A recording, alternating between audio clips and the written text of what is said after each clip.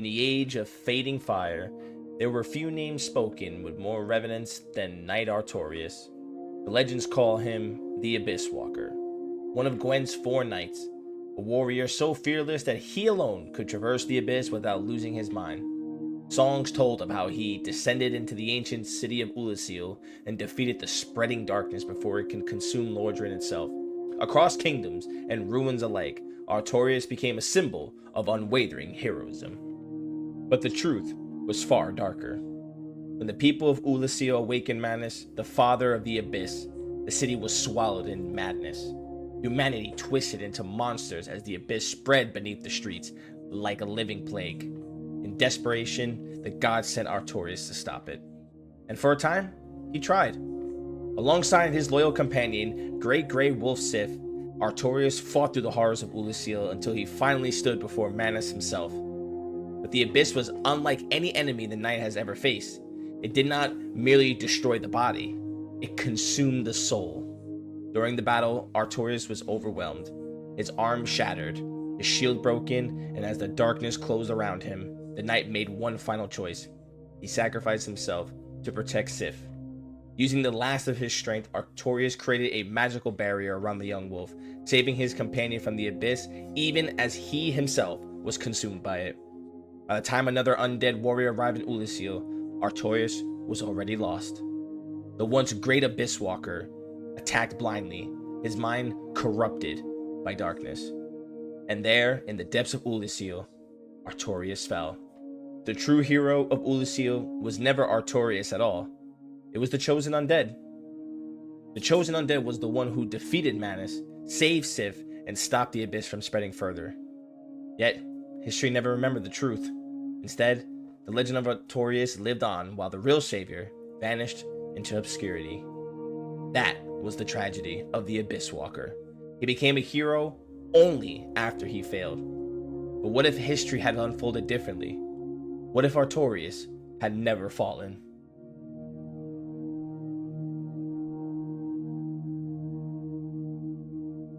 The city of Oolacile had already fallen by the time Knight Artorias arrived. What had once been a kingdom of light and ancient sorcery was now a nightmare swallowed by the abyss. The streets twisted unnaturally beneath blackened roots of humanity, while the people themselves became warped creatures driven mad by darkness. Screams echoed endlessly throughout the city as shadows crawled across the walls like living things. Even for Artorias, it was unlike anything he had ever seen. Yet the Abysswalker pressed onward. With Great Grey Wolf Sif at his side, Artorias carved his way through the ruined city, cutting down corrupt citizens and abysmal beasts alike. But the deeper he traveled into Oolacile, the stronger the darkness became. It clung to his armor, whispered into his mind, tried to drag him into despair. The abyss did not fight like an enemy. It consumed. Eventually, Artorias reached the heart of the ruined city where the darkness was strongest. There, beneath the broken remains of Oolacile, he found Manus. The father of the abyss towered over the night like a force of nature. Humanity surged wildly around him in massive waves, tearing apart the ground itself. The moment Manus saw Artorias, the creature unleashed a roar so violent it shook the cavern walls. And then, the battle begun.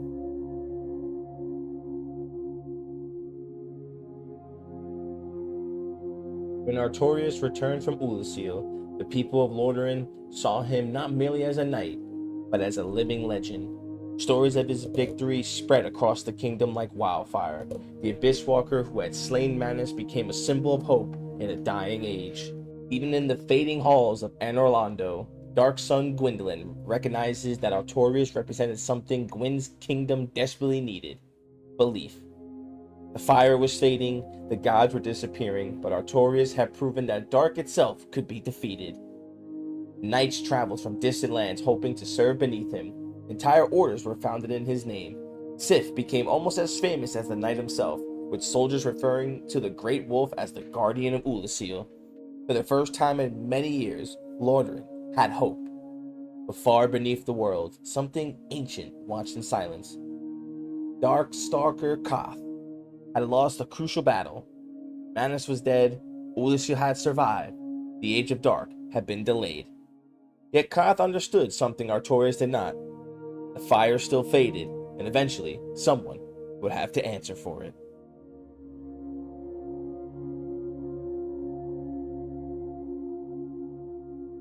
Years passed after the fall of Manus, but peace never truly returned to Lordran. Undead outbreaks spread faster with every passing season. Entire kingdoms vanished into ruin. Even Londo itself grew quieter as the gods slowly disappeared from the world. And then came New Londo. Messengers arrived carrying horrifying news. The rulers of the city, 4 kings, had fallen under the influence of the Abyss, tempted by promises whispered from the darkness. They transformed into monstrous beings capable of draining humanity itself. Soon, dark rays flooded the streets. The Abyss had officially returned. The news shook Lordran to its core. Oolacile had been, since a victory, proof that the darkness could be stopped. But New Londo revealed a far more terrifying truth. The Abyss was not gone. It had simply found another path into the world. When Artorias arrived at the flooded ruins of the city, he immediately understood the difference between this darkness and the corruption that consumed Oolacile years before. Manus had been a single source of chaos, a creature whose death weakened the Abyss surrounding him. But New Londo was something far worse. The darkness there lived within humanity itself. Everywhere Artorias looked, he saw the same pattern repeating. Men willingly surrendering themselves to the Abyss in exchange for power.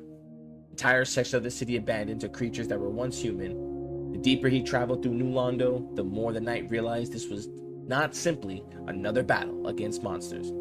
It was the collapse of mankind. And somewhere within the darkness below the city waited Darkstalker Koth, the serpent whose influence had corrupted the 4 kings from the beginning. For the first time since Oolacile, Artorias began to fear that the Abyss could truly never be defeated.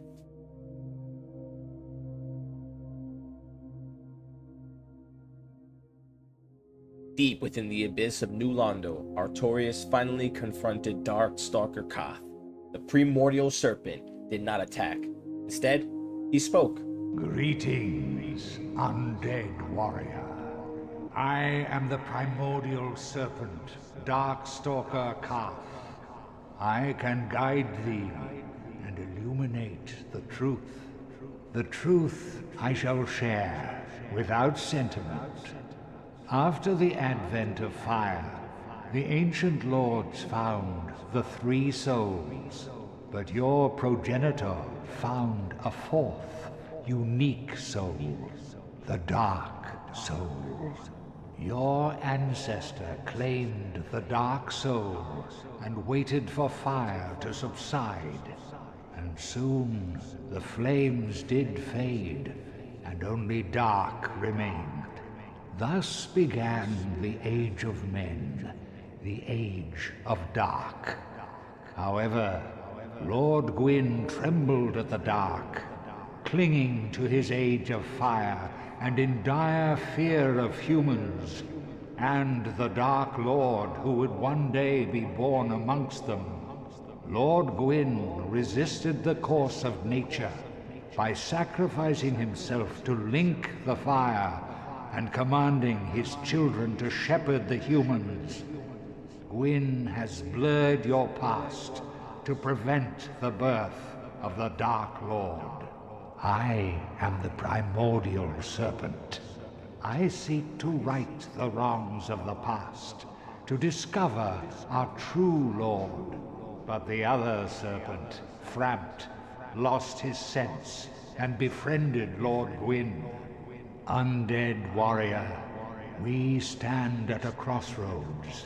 Only I know the truth about your fate. You must destroy the fading Lord Gwyn, who has coddled fire and resisted nature, and become the 4th Lord, so that you may usher in an age of dark. Very well. I shall now guide you to Gwyn's prison. Be still, and trust thine flesh to me.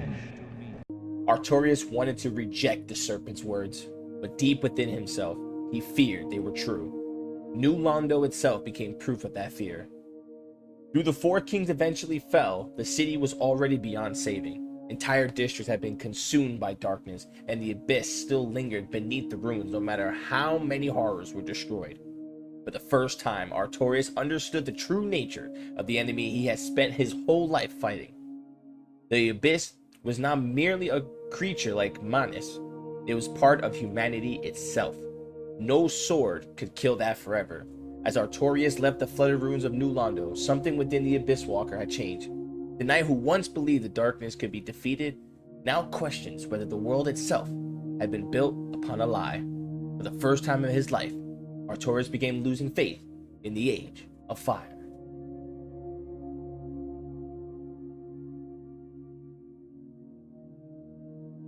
By the time Artorias reached the Kiln of the First Flame, the world he once fought for was already dying. The kingdom of men had collapsed into ruins, and Londo stood nearly empty, haunted by fading illusions and forgotten gods. The fire that Gwyn sacrificed himself to preserve had continued weakening, no matter how many lives were thrown into it. And after everything Artorias had witnessed, Oolacile, New Londo, and the endless spread of the abyss, the Abysswalker no longer journeyed to the Kiln seeking glory. He came seeking answers. The Kiln itself was unlike any other place in Lordran.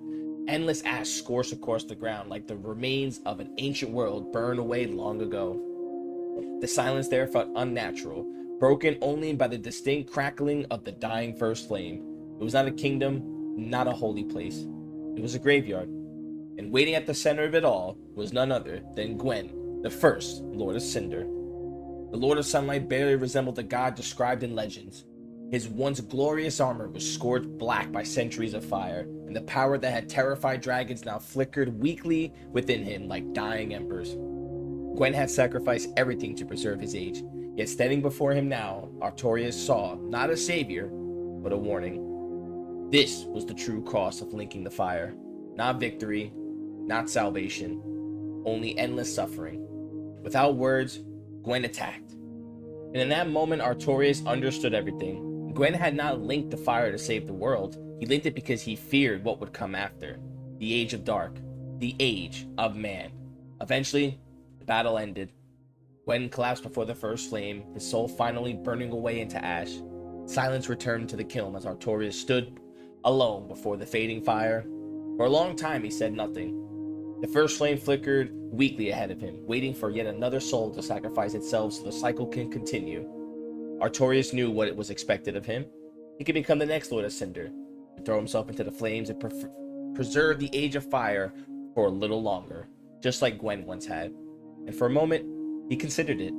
He thought about the people who still prayed for salvation, the kingdoms that looked to him as their final hero, the countless lives spent trying to hold the world together.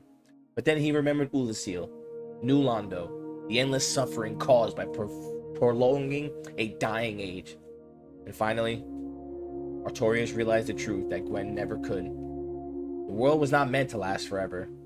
No kingdom, no god, no fire.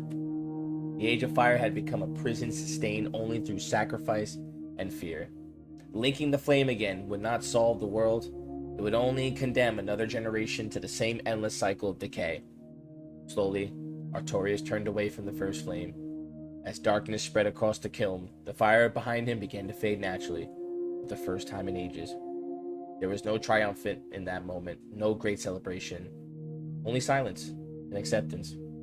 Beside the Abysswalker, his loyal companion Sif rose to her feet and followed him into the darkness beyond the kiln. As the first flame finally died, the Age of Fire came to an end. Not through conquest, not through the abyss, but through one man's decision to finally let the world move on.